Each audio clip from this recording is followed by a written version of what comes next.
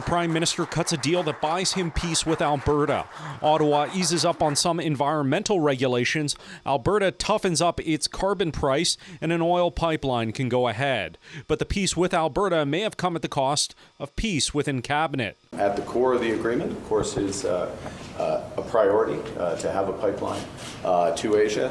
That's going to make Canada stronger, more independent, more resilient, more sustainable. Provincial sources say some elements of the deal, like Alberta being exempted from clean energy regulations, take effect immediately. However, Alberta will be required to increase its carbon pricing by April and submit a pipeline to the Major Projects Office by Canada Day. Provincial sources also say they're operating on the expectation there will be some kind of exemption to the BC tanker ban.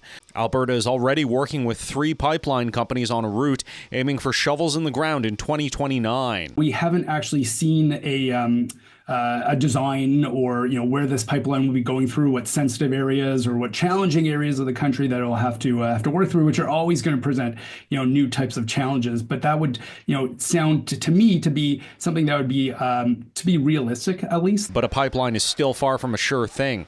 There's no private proponent yet, something the Prime Minister says is necessary. If there's not a private sector proponent, there won't be a pipeline.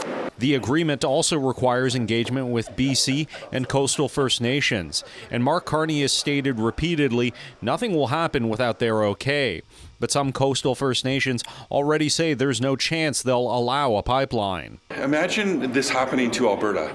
If BC was proposing to run a project through Alberta and they were having conversations with BC and without Alberta at the table, or if this was running through a project through Quebec, they would never tolerate it. BC NDP MP Gord John says it's unconscionable that this has happened without British Columbia's input, and the move has sparked unrest in Cabinet itself. Canadian Identity and Heritage Minister Stephen Guilbeault, a lifelong environmental activist and environment minister under Justin Trudeau, has resigned from Cabinet. In a resignation statement posted to X, Guilbeault says he can't support lifting the tanker ban, exempting Alberta from clean energy regulations, or increased fossil fuel subsidies.